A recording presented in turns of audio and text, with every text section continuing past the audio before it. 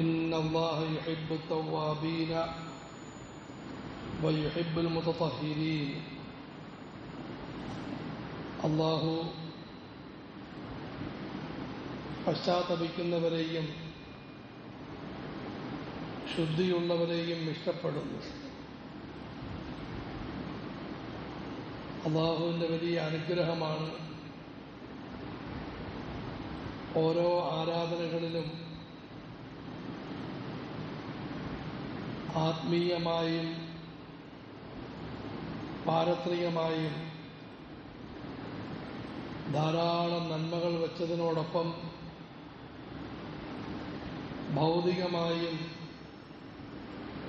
നിരവധി നന്മകൾ വച്ചു എന്നത്.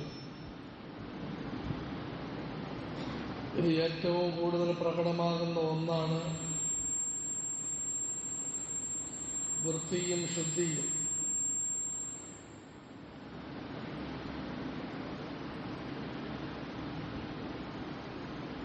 അതുകൊണ്ട് തന്നെ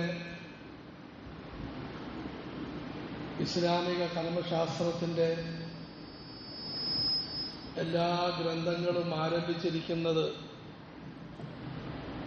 കിതാബ് തഹാറ, ശുദ്ധി എന്ന അധ്യായവുമായി ബന്ധപ്പെട്ടുകൊണ്ടാണ്. അംഗശുദ്ധി, നമസ്കാരം, ഖുർആൻ പാരായണം പോലുള്ള ആരാധനകൾക്ക് നിർബന്ധമാണ്. അതുപോലെ വലിയ അശുദ്ധിയായി കഴിഞ്ഞാൽ നല്ല നിലയിൽ കുളിക്കലും നിർബന്ധമാണ്. അതുപോലെ നമസ്കാരത്തിൻ്റെ സമയത്ത് വൃത്തിയുള്ള വസ്ത്രം ധരിക്കൽ നിർബന്ധമാക്കി. ഇതിലെല്ലാം അടങ്ങിയിരിക്കുന്ന ഭൗതികമായ ഗുണങ്ങൾ തന്നെ വളരെ വ്യക്തമാണ്. അതുകൊണ്ട് ആരാധനയിലൂടെ അല്ലാഹു തആല മനുഷ്യനെ ഇഹത്തിലും പരത്തിലും വിജയിപ്പിക്കാനും ഉന്നത സ്ഥാനങ്ങളിലേക്ക് ഉയർത്താനും ഉദ്ദേശിക്കുന്നു. അതുകൊണ്ടാണ് പരിശുദ്ധ ഖുർആനിൽ അല്ലാഹു കുളിയെപ്പറ്റിയും വുദൂവിനെക്കുറിച്ചും തയമ്മുമിനെക്കുറിച്ചും പരാമർശിച്ച സ്ഥലത്ത് പറഞ്ഞിരിക്കുന്നത്, അല്ലാഹു നിങ്ങളെ ശുദ്ധീകരിക്കാനും അവൻ്റെ അനുഗ്രഹങ്ങൾ നിങ്ങളുടെ മേൽ പൂർത്തീകരിക്കാനും ആഗ്രഹിക്കുന്നു എന്ന്. എന്നാൽ ശുദ്ധിയുടെ വിഷയത്തിൽ ഇന്ന് നമ്മുടെ സമുദായം പ്രധാനമായും രണ്ട് ഭാഗങ്ങളിലായി മാറിയിരിക്കുന്നു. ഒന്ന്, വിദ്യാർത്ഥികളായ നിങ്ങൾ ഓരോരുത്തരും സാധാരണഗതിയിൽ കാക്കയെ അനുകരിച്ചുകൊണ്ടാണ് കുളിയും വുദൂവെല്ലാം നിർവഹിക്കുന്നത്. കുളിച്ചോ കുളിച്ചു, വുദൂ ചെയ്തു, പക്ഷേ ചെയ്യേണ്ടതുപോലെ കുളിയും വുദൂവും നിർവഹിച്ചോ അതിൽ ശ്രദ്ധയില്ല. പിന്നെ ഞങ്ങളെപ്പോലെ പ്രായം കൂടിയ ആൾക്കാരാകട്ടെ വസ്വാസ് വർദ്ധിച്ച് ഒരു ഗതിയും പരഗതിയുമില്ലാത്ത രീതിയിൽ വുദൂവിനെയും കുളിയെയും ഒരു തലവേദനയാക്കി മാറ്റിയിരിക്കുന്നു. ആദരവായ റസൂലുള്ളാഹി സ്വല്ലല്ലാഹു അലൈഹി വസല്ലം ഫർളായ കുളി നിർവഹിച്ചിരുന്നത് നമ്മളുടെ സാധാരണ ഒരു ബക്കറ്റ് വെള്ളത്തിലാണ്. എന്നല്ല ആയിഷ റളിയല്ലാഹു അൻഹ പറയുന്നു, പലപ്പോഴും അതേ വെള്ളത്തിൽ ഞാനും കുളിക്കുമായിരുന്നു. ഒരു കപ്പ് വെള്ളത്തിലാണ് റസൂലുള്ളാഹി സ്വല്ലല്ലാഹു അലൈഹി വസല്ലം സമ്പൂർണ്ണമായി വുദൂ ചെയ്തിരുന്നത്. പ്രവാചകന്റെ ശുദ്ധിയെപ്പറ്റി സഹാബികൾ പറയുന്ന വാക്ക്, വൃത്തിയാക്കി, പക്ഷേ അങ്ങേയറ്റം ചുരുക്കിയുമാണ് റസൂലുള്ളാഹി സ്വല്ലല്ലാഹു അലൈഹി വസല്ലം ശുദ്ധീകരണം നിർവഹിച്ചിരുന്നത്. അതുകൊണ്ട് ഈ രണ്ട് കാര്യങ്ങൾ സൂക്ഷിച്ചുകൊണ്ട് അമിതമായ പാഴാക്കലും സമയമെടുക്കലും മാറ്റി, എന്നാൽ വെപ്രാളത്തിൽ ശ്രദ്ധയില്ലാതെ ഒദു ചെയ്യുകയും കുളിക്കുകയും ചെയ്യുന്ന സ്വഭാവം നീക്കി ശ്രദ്ധയോടുകൂടി എന്നാൽ ലളിതമായതിനെ നിർവഹിക്കാൻ പരിശ്രമിക്കേണ്ടതാണ്. ആദരവായ റസൂലുള്ളാഹി സ്വല്ലല്ലാഹു അലൈഹി വസല്ലം അരുളി, എൻ്റെ സമുദായം നാളെ ഖിയാമത്ത് നാളിൽ കൈകാലുകൾ പ്രകാശിച്ചവർ എന്ന പേരിൽ വിളിക്കപ്പെടുന്നതാണ്. അതെന്തുകൊണ്ടാണ്? വുദുവിൻ്റെ കാരണത്താലാണ്. അവർ വുദു നല്ല നിലയിൽ ചെയ്യുന്നു. അതുകൊണ്ട് നിങ്ങളിൽ ആർക്കെങ്കിലും മുഖവും കൈയും നന്നായി നീട്ടിക്കഴുകാൻ സാധിച്ചാൽ അപ്രകാരം ചെയ്തു കൊള്ളട്ടെ എന്ന് റസൂലുള്ളാഹി സ്വല്ലല്ലാഹു അലൈഹി വസല്ലം. നീട്ടിക്കഴുകുക എന്ന് പറഞ്ഞാൽ കൈ മുട്ടുവരെയാണ് കഴുകേണ്ടത്. കുറച്ചും കൂടി കൂടുതൽ കഴുകാൻ സാധിച്ചാൽ മുഖം രണ്ട് ചെവികൾക്കിടയിലും അതുപോലെ തലയുടെ മുടിയുടെയും താടിയുടെയും ഇടയിലാണ്. അത് കുറച്ചും കൂടി വിശാലമായി ചെയ്യാൻ സാധിച്ചാൽ കുറച്ചും കൂടി വിശാലമായി ചെയ്തു കൊള്ളട്ടെ. മഹാനായ ഉസ്താദ് റഹ്മത്തുള്ളാഹി അലൈഹി പറയുമായിരുന്നു, പക്ഷേ മലയാളികൾ മുഖവും കയ്യുമല്ല നീട്ടേണ്ടത്, തലയെയാണ് നീട്ടി തുടയ്ക്കേണ്ടത്, നീട്ടി തടകേണ്ടത്. കാരണം പ്രത്യേകിച്ചും ഷാഫിഈ മദ്ഹബുമായി ബന്ധപ്പെട്ടവർ തല കുറച്ച് കൂടുതൽ തടയിക്കഴിഞ്ഞാൽ എന്തോ അപകടമുണ്ടാകുമെന്നുള്ള നിലയിൽ ഒരു രോമം പുറത്തേക്കെടുത്ത് ചെറിയ നിലയിൽ സ്പർശിക്കുന്നൊരു സ്വഭാവമാണ്. തലയിൽ 1/3 ഭാഗമെങ്കിലും തടകണം. സമ്പൂർണമായി തടകുന്നതാണ് അങ്ങേയറ്റം ശ്രേഷ്ഠമായത്. ആദരവായ റസൂലുള്ളാഹി സ്വല്ലല്ലാഹു അലൈഹി വസല്ലം അരുളി, എവിടെയെല്ലാം വുദുവിൻ്റെ വെള്ളം സ്പർശിച്ചിട്ടുണ്ടോ അവിടെയെല്ലാം നാളെ സ്വർഗീയ ആഭരണം ധരിപ്പിക്കപ്പെടുന്നതാണ്. റസൂലുള്ളാഹി സ്വല്ലല്ലാഹു അലൈഹി വസല്ലം അരുളി, സ്വർഗത്തിൻ്റെ കവാടം നമസ്കാരമാണ്, നമസ്കാരത്തിൻ്റെ കവാടം ശുദ്ധിയാണ്. സ്വർഗത്തിൽ കടക്കണമോ നമസ്കരിക്കണം, നമസ്കാരം ശരിയാകണമോ ശുദ്ധി വേണം. റസൂലുള്ളാഹി സ്വല്ലല്ലാഹു അലൈഹി വസല്ലം അരുളി, നിർബന്ധമായും കഴുകേണ്ട ഒരു ഭാഗത്ത് നിന്നും ഒരു രോമത്തിൻ്റെ അത്രയെങ്കിലും ആരെങ്കിലും ഉപേക്ഷിച്ചാൽ അവന് നരകശിക്ഷയുണ്ടാകുന്നതാണ്. അള്ളാഹു കാക്കുമാറാകട്ടെ. നന്മ ചെയ്യുന്നു, നന്മ കിട്ടുന്നില്ല എന്ന് മാത്രമല്ല തിന്മയുമായി ബന്ധപ്പെട്ട അവസ്ഥയുണ്ടാകുന്നതാണ്. ആരെങ്കിലും നിർബന്ധമായിട്ട് കഴുകേണ്ട ഒരു ഭാഗം, ഉദാഹരണത്തിന് നിർബന്ധ കുളിയാണ്, കാലിൻ്റെ ഏതെങ്കിലും ഭാഗം, കയ്യിൻ്റെ ഏതെങ്കിലും ഭാഗം, അല്ലെങ്കിൽ വുദുവിൻ്റെ സമയത്ത് മുഖത്തിൻ്റെ ഏതെങ്കിലും ഭാഗം കഴുകാതിരുന്നാൽ നരകശിക്ഷയുണ്ടാകുന്നതാണ്. ആദരവായ റസൂലുള്ളാഹി സ്വല്ലല്ലാഹു അലൈഹി വസല്ലം യാത്രയിലാണ്. അന്നും ഇന്നും യാത്രയിൽ ജലത്തിന് നല്ല ക്ഷാമമുണ്ട്. പക്ഷേ ചില സഹാബികൾ കാല് കഴുകുന്ന സമയത്ത് അവരുടെ കാലിൻ്റെ പിൻഭാഗം ശരിയായി കഴുകാത്തത് കണ്ട് കാരുണ്യത്തിൻ്റെ ദൂതനായ മുഹമ്മദുർ റസൂലുള്ളാഹി സ്വല്ലല്ലാഹു അലൈഹി വസല്ലം അരുളി, ഫവൈലുൽ ലിൽ അഖാബി മിനൻ നാർ, ഈ മടമ്പങ്കാലുകൾക്ക് നരകശിക്ഷയുണ്ടാകുന്നതാണ്. എത്ര ഗൗരവമാണ്. ആദരവായ റസൂലുള്ളാഹി സ്വല്ലല്ലാഹു അലൈഹി വസല്ലം 2 ഖബറുകൾക്കരികിലൂടെ കടന്നുപോയി. ആ സമയത്ത് തങ്ങളുടെ ഇന്നഹുമാ ലയുഅദ്ദബാൻ, ഈ 2 ഖബറുകളിലും ശിക്ഷ നടക്കുകയാണ്. വമാ യുഅദ്ദബാനി ഫീ കബീർ, ചെയ്യാൻ ഭാരമായ എന്തെങ്കിലും കാര്യം ചെയ്യാത്തതിൻ്റെ പേരിൽ, അല്ലെങ്കിൽ അവരുടെ വീക്ഷണത്തിൽ എന്തെങ്കിലും വലിയ കാര്യത്തിൻ്റെ വിഷയത്തിലല്ല അവർ ശിക്ഷിക്കപ്പെടുന്നത്. വളരെ എളുപ്പത്തിൽ സൂക്ഷിക്കാൻ പറ്റുന്ന അല്ലെങ്കിൽ വളരെ എളുപ്പത്തിൽ വർജിക്കാൻ പറ്റുന്ന 2 പാപത്തിൻ്റെ പേരിലാണ് അവർ ശിക്ഷിക്കപ്പെടുന്നത്.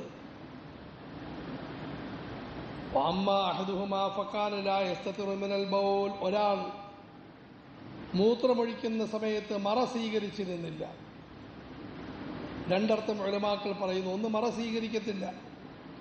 മൂത്രപ്പുരയെ കയറുന്നതിന് മുമ്പ് തന്നെ മുണ്ടെല്ലാം മടക്കി കുത്തി കയറുന്ന സ്വഭാവം വ്യാപകമാണ്. അതുപോലെ ഇന്ന് പല സ്ഥലങ്ങളിലും നിന്ന് മൂത്രമൊഴിക്കുന്ന സൗകര്യമുണ്ട്. ശാരീരിക ബുദ്ധിമുട്ടുള്ളവർ അത് ഉപയോഗിക്കാനും അനുവാദമുണ്ട്. പക്ഷേ ശരീരം പൂർണ്ണമായിട്ട് മറയ്ക്കണം, പ്രത്യേകിച്ചും ഔറത്ത് മറയ്ക്കണം ഗുഹ്യഭാഗങ്ങൾ മറയ്ക്കേണ്ടതാണ്. രണ്ടാമത്തെ ആശയം, മൂത്രമൊഴിച്ച് മര്യാദയ്ക്ക് കഴുകുമായിരുന്നില്ല. വെപ്രാളം പിടിച്ച് മൂത്രമൊഴിച്ച് അതിനേക്കാളും വെപ്രാളത്തിൽ എഴുന്നേറ്റ് വരും. ആ സ്വഭാവം പാടില്ല, നന്നായിട്ട് കഴുകേണ്ടതാണ്. രണ്ടാമത്തെയാൾ ഏഷണിയുമായി നടക്കുമായിരുന്നു. ഒരു ഗുണവുമില്ലാത്ത കാര്യം എന്നല്ല, തിന്മ മാത്രമുള്ള കാര്യം. ഭാര്യയും ഭർത്താവിനെയും അകറ്റാൻ വേണ്ടി അവിടെ പോയിട്ടൊരു ന്യൂസ്, ഇവിടെ പോയിട്ട് വേറൊരു വർത്തമാനം, ഉസ്താദിനെയും ശിഷ്യന്മാരെയും അകറ്റാൻ വേണ്ടി, സ്ഥാപനങ്ങളിൽ നിന്ന് കുട്ടികളെ മാറ്റാൻ വേണ്ടി, പരസ്പരം അങ്ങോട്ടും ഇങ്ങോട്ടും അയൽവാസികളെ തല്ലിക്കാൻ വേണ്ടിയുള്ള വാക്ക്, അത് മനഃപൂർവ്വം അല്ലെങ്കിൽ പോലും ഗുരുതരമായ പാപമാണ്. റസൂലുള്ളാഹി സ്വല്ലല്ലാഹു അലൈഹി വസല്ലം മരളി, ആരെങ്കിലും ഒരു ഭാര്യയെയും ഭർത്താവിനെയും അകറ്റിയാൽ അവൻ നമ്മിൽപ്പെട്ടവനല്ല, അടുത്ത് കഴിയേണ്ട രണ്ടുപേരെ അകറ്റുന്നവർ നമ്മിൽപ്പെട്ടവനല്ല എന്ന് റസൂലുള്ളാഹി സ്വല്ലല്ലാഹു അലൈഹി വസല്ലം. എന്ന് മാത്രമല്ല, ദീൻ ഈ കാര്യങ്ങളെ കഴിവിൻ്റെ പരമാവധി മര്യാദകൾ പാലിച്ച് നിർവഹിക്കാനും പ്രേരിപ്പിക്കുന്നു. മലമൂത്ര വിസർജനം അതൊരു പ്രകൃതിപരമായ ആവശ്യം മാത്രമല്ല, ആരാധനയിൽപ്പെടുത്തി. നിങ്ങൾ നന്നായിട്ട് മറയുന്ന സ്ഥലത്ത് മലമൂത്ര വിസർജനം നടത്തണം. അതുപോലെ തന്നെ ഇടതുകാലുകൊണ്ട് പ്രവേശിക്കണം, വലതുകാലുകൊണ്ട് ഇറങ്ങണം. കയറുന്നതിന് മുമ്പ് ദുആ ചെയ്യണം, ബിസ്മില്ലാഹി പറയണം. കയറി ഇറങ്ങിക്കഴിഞ്ഞ് അള്ളാഹുവിനെ വാഴ്ത്തണം, പുകഴ്ത്തണം. പ്രത്യേകിച്ചും ഖിബലയെ അഭിമുഖീകരിച്ചും അതിലേക്ക് മുതുകു തിരിച്ചും ഇരിക്കാൻ പാടില്ല. ഹോട്ടലുകളിലും മറ്റും ശ്രദ്ധിക്കേണ്ട കാര്യമാണ്. ഖിബല അഭിമുഖീകരിച്ചും അതുപോലെ മുതുകു തിരിച്ചും ഇരിക്കാൻ പാടില്ല. അതുപോലെ ഒതുവെടുക്കുമ്പോഴും മര്യാദകൾ കഴിവിൻ്റെ പരമാവധി പാലിക്കണം, കുളിക്കുമ്പോഴും പാലിക്കണം. ഏറ്റവും വലിയ മര്യാദ നേരത്തെ പറഞ്ഞതുപോലെ കുറഞ്ഞ വെള്ളം, സമ്പൂർണമായ വധുവും കുളിയും, ഇതാണ് ഏറ്റവും വലിയ മര്യാദ. പ്രത്യേകിച്ച് നമ്മൾ മനസ്സിലാക്കേണ്ട കാര്യം, ജലക്ഷാമം വർദ്ധിക്കുകയാണ്. അല്ലാഹു തആല നല്ല മഴ നൽകി അനുഗ്രഹിക്കുമാറാകട്ടെ. കേരളത്തിലെ ധാരാളം പ്രദേശങ്ങളിൽ നല്ല വെള്ളത്തിന് ക്ഷാമം അനുഭവപ്പെടുകയാണ്. നമ്മുടെ നാട്ടിലും അനുഭവപ്പെടുന്നു. ഈ സമയത്ത് പ്രത്യേകിച്ചും, ഇതല്ലാത്ത സമയത്ത് പൊതുവിലും വെള്ളം പാഴാക്കാതിരിക്കാൻ ശ്രദ്ധിക്കേണ്ടതാണ്. റസൂലുള്ളാഹി സ്വല്ലല്ലാഹു അലൈഹി വസല്ലം മരളി, നീ ഒഴുകുന്ന നദിയിലാണെങ്കിലും ദൂർത്ത് കാണിക്കാൻ പാടില്ല. അള്ളാഹുവിന് പാഴാക്കുന്നത് ഇഷ്ടമല്ല. ജലം അമൂല്യമാണ്, മാനവരാശിയുടെ നിലനിൽപ്പിൻ്റെ ആധാരമാണ്. അതുകൊണ്ട് ജലം പാഴാക്കാൻ പാടില്ല. ചുരുക്കത്തിൽ നേരത്തെ പറഞ്ഞതാണ് ഏറ്റവും പ്രധാനപ്പെട്ട വിഷയം. അലവരാരിത്തരവും കാണിക്കരുത്. ബഹളമുണ്ടാക്കി നമ്മൾ ഒന്നും ഒതുകൊടുക്കാതെ, അതുപോലെ മര്യാദയ്ക്ക് കുളിക്കാതെ വരാനും പാടില്ല. നല്ല വൃത്തിയായിട്ട് കുളിക്കണം. ശരീരത്തിൽ കഴുകേണ്ട ഭാഗങ്ങൾ നിർബന്ധമായിട്ടും കഴുകണം. കുറച്ചും കൂടി കൂടുതൽ കഴുകാൻ സാധിച്ചാൽ വളരെ നല്ലത്. രണ്ടാമതായി നമ്മൾ ശ്രദ്ധിക്കേണ്ട കാര്യം, വല്ലാതെ ദൂർത്തടിക്കാനും പാടില്ല. അനാവശ്യമായി വെള്ളം പാഴാക്കരുത്, സമയം പാഴാക്കരുത്. ആ സ്ഥലം നമ്മൾ അഴുക്കാക്കരുത്. ഹജ്ജിന് പോയ സമയത്ത് അവിടെ അൽഹംദുലില്ലാഹ് ബാത്റൂമുകൾ എഴുതപ്പെട്ടിരിക്കുന്നു. നിങ്ങൾ ബാത്റൂമിലേക്ക് പ്രവേശിക്കുമ്പോൾ എങ്ങനെ കാണാനാണോ ഇഷ്ടപ്പെടുന്നത് അതേ നിലയിലാക്കിക്കൊണ്ട് നിങ്ങൾ പുറത്തേക്ക് വരും. എത്ര നല്ല മര്യാദയാണ്. ബാത്റൂം ആരെങ്കിലും വൃത്തിയാക്കി ഇട്ടിരിക്കുന്നത് കണ്ട് നമ്മൾ അവർക്ക് വേണ്ടി പ്രാർത്ഥിക്കും, ദുആ ചെയ്യും. നമ്മളെ കൂട്ടുകാരൻ ഡോക്ടർ അഹമ്മദിനെ അള്ളാഹു അനുഗ്രഹിക്കുമാറാകട്ടെ, രാവിലെ 3 മണിക്ക് എഴുന്നേക്കും. വീട്ടിൽ വെച്ചും എഴുന്നേക്കും, ജമാഅത്തിൽ വെച്ചും എഴുന്നേക്കും. രഹസ്യമായി അദ്ദേഹം ബാത്റൂം കഴുകുന്ന സാധനങ്ങളൊക്കെ ഒരുക്കി, നമ്മൾ കണ്ടിട്ടേ ഇല്ല. അത് പിന്നെയാണ് കണ്ടുപിടിച്ചത്. അദ്ദേഹത്തിൻ്റെ ബാഗിൽ ഒരു ബാഗ് ബാത്റൂം കഴുകുന്ന സാധന സാമഗ്രികൾക്കാണ്. ഞങ്ങൾ ആരെയും കാണിക്കാതെ പള്ളിയുടെ പുറത്തൊരു മൂലയിൽ അത് കൊണ്ടുവെക്കും. രാവിലെ 3 മണിക്ക് അല്ലാഹുവിൻ്റെ ദാസൻ എഴുന്നേക്കും. അദ്ദേഹം ആദ്യം ബാത്റൂം വൃത്തിയായി കഴുകും, മുഴുവൻ കഴുകും. പള്ളികളുടെ ബാത്റൂമിലേക്ക് അവസ്ഥ നമുക്കറിയാം. ഇന്ന് മസ്ജിദ് ഭാരവാഹികൾക്ക് അല്ലാഹു തആല സൽബുദ്ധി നൽകുമാറാകട്ടെ. പള്ളികൾ AC കൊണ്ട് നിറയ്ക്കുന്നു, അതുപോലെ തന്നെ വലിയ വലിയ സൗകര്യങ്ങൾ ചെയ്യുന്നു. വളരെ നല്ലത്, നമുക്ക് യാതൊരു എതിർപ്പുമില്ല. പക്ഷെ ബാത്റൂമിൽ കയറണമെങ്കിൽ ഏതാണ്ട് മുഖമെല്ലാം മറച്ചും, അതുപോലെ തന്നെ കഴിവിൻ്റെ പരമാവധി തലയിൽ മറ്റേ ഹെൽമെറ്റൊക്കെ ധരിച്ചുകൊണ്ട് കയറണം. ഒരു കല്ല് ആകാശത്തേക്ക് പൊങ്ങിയും ഒരു കല്ല് ഭൂമിയിലേക്ക് ആഴ്ന്നും സർക്കസ് പഠിക്കാതിരിക്കാൻ പറ്റുകയില്ല. അതുപോലെ പല പള്ളികളിലും നൂഹ് നബി അലൈഹി ഇസ്ലാമിൻ്റെ കാലഘട്ടത്തിലുള്ള ചെരുപ്പെടുത്തിട്ടിട്ടുണ്ട്, കയറിക്കൊള്ളാൻ പറഞ്ഞു. ചെരുപ്പോട് അഴിച്ചിട്ടേ വരാവുള്ളൂ. 4 കിലോമീറ്റർ ചെരുപ്പില്ലാതെ നടത്തും. എന്നിട്ട് ഈ ചെരുപ്പ് ധരിച്ച് കയറി. ആ ചെരുപ്പ് ധരിച്ചാൽ കാലിന് അസുഖം വരും. എത്ര സാമ്പത്തിക ഞെരുക്കമാണ് ഇവർക്ക്, ദാരിദ്ര്യമാണ്. വർഷത്തിലൊരിക്കൽ ആ ചെരുപ്പൊന്ന് മാറ്റും. പിന്നെ ഒരു സഹോദരൻ ചെരുപ്പ് ആൾക്കാർ കൂടി ചെരുപ്പ് വെച്ച് അടിച്ചുകൊണ്ട് പോകും. കൂടിയ മുസല്ല ആൾക്കാർ അടിച്ചുകൊണ്ട് പോകത്തില്ല. നിങ്ങൾ പിന്നെ എന്തിനാ കമ്മിറ്റിക്കാരായിട്ടിരിക്കുന്നത്? ഈ സാധനം എല്ലാ ഭാഗത്തും മറ്റേ ഫോട്ടോ എടുക്കുന്ന TV വെക്കുക, ആരെങ്കിലും പൊക്കി കഴിഞ്ഞാൽ കൈക്കിട്ടിൻ്റെ അടി കൊടുക്കുക, പിന്നെ മേലെ എടുക്കത്തില്ല. ആൾക്കാർ ഇങ്ങനെയുള്ള ന്യായങ്ങൾ. അഴുക്ക് ചെരുപ്പ് കൊണ്ടുപോയിടും, എന്നിട്ട് വേറെ ദൂരത്ത് ചെരുപ്പിട്ടിട്ട് വാ, എന്നിട്ട് ഇങ്ങോട്ട് കടക്കാൻ പറയും. വൃത്തികേട് പഠിപ്പിക്കുകയാണ്. ഒരു പള്ളിയിൽ ഇതുപോലെ ചെരുപ്പ് എടുത്തുകൊണ്ട് വന്നു. ഉടനെ ആ ചെരുപ്പ് എടുക്കിടാൻ പറ്റും. ഞാൻ പറയാം ചെരുപ്പ് പള്ളിയിട്ട് നടക്കുന്നില്ല, ഇല്ല ആ ചെരുപ്പിട്ടാൽ മതി. ഞാൻ ആ ചെരുപ്പ് തൽക്കാലം മൂത്രമൊഴിക്കുന്നതിനെ ഇടുന്നില്ല, ആ ചെരുപ്പ് ഇടുന്നില്ല. നിങ്ങൾ നിർബന്ധമാണ്. ഞാൻ പിന്നെ എവിടെയെങ്കിലും നിന്ന് നിസ്കാരത്തിൽ നിന്നുകൊണ്ട് മുള്ളിയെ നിങ്ങൾ കുറ്റപ്പെടുത്താൻ പാടില്ല. ഈ രീതിയിൽ ആൾക്കാരുമായിട്ട് വഴക്കുണ്ടാക്കി വരുന്നത് ഇങ്ങനെയുള്ള ഇസ്ലാമിൻ്റെ സംസ്കാരം പഠിക്കാത്തതുകൊണ്ടാണ്. അതുകൊണ്ട് ഇസ്ലാം പഠിപ്പിക്കുന്ന നിങ്ങൾ വൃത്തിയും വെടുപ്പും കാണിക്കും, കുറഞ്ഞ നിലയിൽ പക്ഷേ സമ്പൂർണ്ണമായ രീതിയിൽ. പറഞ്ഞ കാര്യം, ആ ഡോക്ടർ ബാത്റൂം മുഴുവനും വൃത്തിയാക്കുമായിരുന്നു. അതിനുശേഷം അദ്ദേഹം ബാത്റൂമിൽ പോയി വീണ്ടും ഒന്നും കൂടി വൃത്തിയാക്കിയിട്ട് ഇറങ്ങി വരുമായിരുന്നു. ഡോക്ടർ തഹജ്ജുദ് നമസ്കരിക്കുന്ന കണ്ടിട്ടാണ് ഞങ്ങൾ പതുക്കെ എഴുന്നേറ്റ് നമസ്കരിക്കുന്നത്. അതുപോലെ നമ്മൾ വേറൊരു കൂട്ടുകാരൻ, അള്ളാഹു ഇത്തരം ആളുകളെല്ലാം അനുഗ്രഹിക്കുമാറാകട്ടെ, റാഷിദ് ഹാജി എന്ന് പറഞ്ഞ് 2 കണ്ണും കാണാത്തൊരു ദാസൻ ഇവിടെയെല്ലാം കറങ്ങി നടന്നിട്ടുണ്ട്, ദീനിൻ്റെ മാർഗത്തിൽ കറങ്ങി നടന്നിട്ടുണ്ട്. കണ്ണൂറുകാരനാണ്. അടുത്ത് മരണപ്പെടുകയുണ്ടായി. അദ്ദേഹം എൻ്റെ കൂട്ടത്തിൽ ഹജ്ജിന് വന്നു. അദ്ദേഹത്തിന് കിടക്കാൻ സ്ഥലമില്ലാത്തതുകൊണ്ട് എൻ്റെ കൂട്ടത്തിൽ എൻ്റെ കട്ടിലടിയിലാണ് കിടക്കുന്നത്. എത്ര നിർബന്ധിച്ചാലും അദ്ദേഹം കട്ടിലിൽ കിടക്കുകയില്ല. മറ്റ് ജനങ്ങൾക്ക് ബുദ്ധിമുട്ടുണ്ടാകാതിരിക്കാൻ വേണ്ടി വഴിയിലും കിടക്കുക, കട്ടിലടി പാവം കിടക്കും. ഈ മനുഷ്യൻ രാവിലെ 3 മണിക്ക് എഴുന്നേക്കും, കണ്ണ് കണ്ടുവിടാം.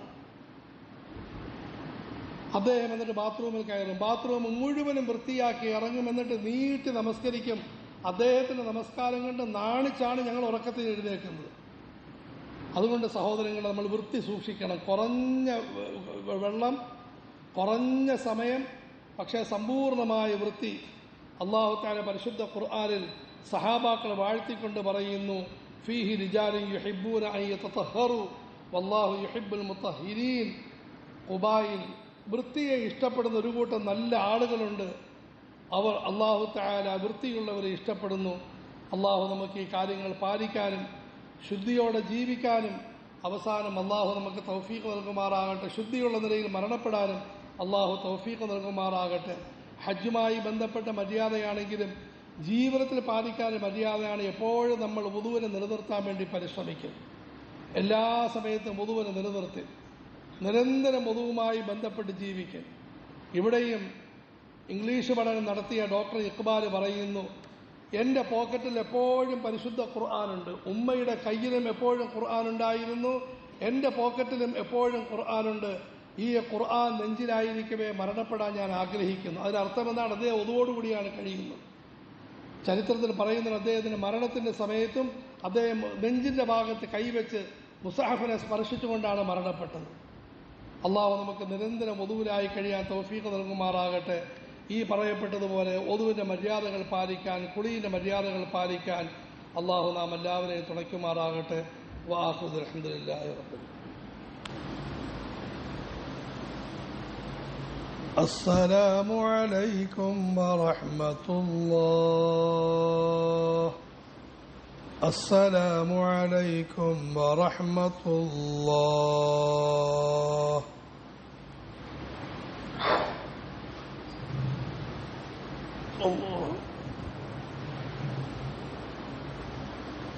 الحمد لله رب العالمين. اللهم صل على سيدنا محمد وعلى آل سيدنا محمد. ربنا آتنا في الدنيا حسنة وفي الآخرة حسنة وقنا عذاب النار. اللهم أعنا ولا تعن علينا وانصرنا ولا تنصر علينا. اللهم اجعلنا من التوابين واجعلنا من المتطهرين واجعلنا من عبادك الصالحين. റഹ്മാനായ റബ്ബേ, ഞങ്ങൾക്ക് നീ പുറത്തു തരണേ. അല്ലാഹുവേ, ഞങ്ങളുടെ മാതാപിതാക്കൾ, ഗുരുജനങ്ങൾ, ഉപകാരികൾ എല്ലാവരെയും നീ അനുഗ്രഹിക്കണേ റഹ്മാനെ. അവരിൽ ജീവിച്ചിരിക്കുന്നവർക്ക് നിന്റെ പൊരുത്തത്തിലായ ദീർഘായുസ്സും സൗഖ്യവും സമാധാനവും നൽകണേ അള്ളാഹുവേ. മരണപ്പെട്ടവർക്ക് പരിപൂർണ്ണ മഗ്ഫിറത്ത് റഹ്മത്ത് നൽകണേ അള്ളാഹുവേ. റബ്ബേ, ഞങ്ങൾ ദുനിയാവും നീ സന്തോഷത്തിലാക്കണേ അള്ളാഹുവേ. ആഖിറത്ത് നീ വിജയത്തിലാക്കണേ അള്ളാഹുവേ. റഹ്മാനെ, ഈ സ്ഥാപനത്തെ എല്ലാ സ്ഥാപനങ്ങളെയും നീ വിജയത്തിലാക്കണേ അള്ളാഹുവേ. ഖൈറിലാക്കണേ അള്ളാഹുവേ. എല്ലാവിധ തടസ്സങ്ങൾ പ്രശ്നങ്ങളും നീ പരിഹരിക്കണേ അള്ളാഹുവേ. യാ അള്ളാഹ്, ഞങ്ങളുടെ അകവും പുറവും നന്നാക്കിത്ത അള്ളാഹുവേ. ഞങ്ങളെ നീ ശുദ്ധിയുള്ളവരാക്കണേ അള്ളാഹുവേ. ഞങ്ങളുടെ വാക്കും പ്രവർത്തനവും മനസ്സും നീ ശുദ്ധമാക്കണേ അള്ളാഹുവേ. നന്മ നിറഞ്ഞതാക്കണേ അള്ളാഹുവേ. യാ അള്ളാഹ്, ഞങ്ങൾക്ക് നീ നല്ല മഴ നൽകി അനുഗ്രഹിക്കണേ അള്ളാഹുവേ. റഹ്മാനെ, നല്ല മഴ നൽകി അനുഗ്രഹിക്കണേ അള്ളാഹുവേ. നിന്റെ ദാസന്മാർക്കും നിന്റെ ജീവികൾക്കും അള്ളാഹുവേ ജീവിക്കാൻ വഴിയാകുന്നതിന് നല്ല മഴ നൽകി അനുഗ്രഹിക്കണേ അള്ളാഹുവേ. അപകടകരമായ മഴ, ഇടി, മിന്നലിനെ തൊട്ടും കാത്തുരക്ഷിക്കണേ അള്ളാഹുവേ. ربنا تقبل منا إنك أنت السميع العليم وتب علينا إنك أنت التواب الرحيم. آمين برحمتك يا أرحم الراحمين. وصلى الله تعالى وسلم على خير خلقه وعلى آله وصحبه.